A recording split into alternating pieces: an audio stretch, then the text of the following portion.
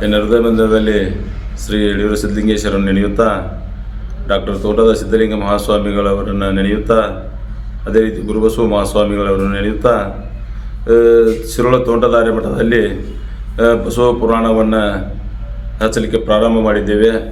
ಅದು ಯಾಕಪ್ಪ ಅಂತಂದ್ರೆ ಶಿರೋಳ ತೋಂಟದಾರ್ಯ ಮಠವನ್ನು ನೂತನವಾಗಿ ಕಟ್ಟಿಸಿರುವುದು ಹಾಗೂ ಗೋಪುರ ನಿರ್ಮಾಣ ಅದರ ಪೂರ್ವಕವಾಗಿ ಗುರುಬಸವ ಮಹಾಸ್ವಾಮಿಗಳ ಇಚ್ಛೆಯಂತೆ ಭಕ್ತರು ಎಲ್ಲರೂ ಕೂಡಿಕೊಂಡು ಈ ಒಂದು ಬಸವ ಪುರಾಣವನ್ನು ಹಾಗೂ ಸಾಮೂಹಿಕ ಲಗ್ನವನ್ನು ಮಾಡಲಿಕ್ಕೆ ಪ್ರಾರಂಭ ಮಾಡಿದ್ದೇವೆ.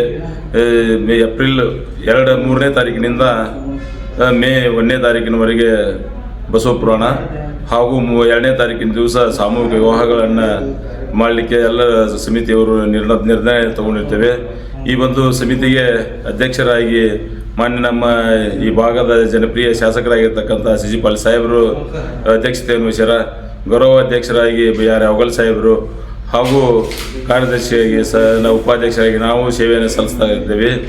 ಹೀಗಾಗಿ ಭಕ್ತರ ಒಂದು ಇಚ್ಛೆಯಂತೆ ನಮ್ಮ ಬಸವ ಪುರಾಣವನ್ನು ಕೇಳಿ ತಮ್ಮಲ್ಲಿರ್ತಕ್ಕಂಥ ದುಷ್ಟಗುಣಗಳನ್ನು ದುಶ್ಚಟಗಳನ್ನು ದೂರಗೊಳಿಸಿ ಸದ್ಗುಣಗಳನ್ನು ಬೆಳೆಸ್ಕೋಬೇಕು, ಒಳ್ಳೆಯ ಚಟಗಳನ್ನು ಕಲ್ಕೋಬೇಕು ಅಂತ ಹೇಳ್ತಾ ಈ ಬಸವ ಪುರಾಣದ ಒಂದು ಸಾರಾಂಶವನ್ನು ತಾವೆಲ್ಲರೂ ತಿಳ್ಕೊಂಡು ತಮ್ಮ ಬದುಕಿನಲ್ಲಿ ಅಳವಡಿಸಿಕೊಂಡು ಜೀವನವನ್ನು ಸಾರ್ಥಕವಾಗಿ ಮಾಡ್ಕೋಬೇಕು ಅಂತ ಈ ಸಂದರ್ಭದಲ್ಲಿ ಹೇಳ್ತಾ ಸಾಮೂಹಿಕ ವಿವಾಹಗಳನ್ನು ಮಾಡ್ತೀವಿ. ಅದಕ್ಕೆ ದಾಖಲಾತಿಗಳನ್ನು ಸರಿಯಾಗಿ ವಯಸ್ಸಿನ ಮಿತಿಯನ್ನು ತೆಗೆದುಕೊಂಡು ಬಂದು ಹೆಸರನ್ನು ನೋಂದಾಯಿಸಬೇಕು. ಇಲ್ಲಿ ಮಠದ ಆವರಣದಲ್ಲಿ ಬರಬೇಕು ಅಂತ ಇಚ್ಛೆ ಇದ್ದವರು ಬರಬೇಕು. ಸಾಮೂಹಿಕ ವಿವಾಹಗಳನ್ನು ಭಾಳ ಅಚ್ಚುಕಟ್ಟಿನಿಂದ ನೀಟಾಗಿ ಮಾಡ್ತೇವೆ ಅಂತ ಈ ಸಂದರ್ಭದಲ್ಲಿ ತಮಗೆಲ್ಲರಿಗೂ ವಿನಂತಿ ಮಾಡ್ಕೊತೇವೆ.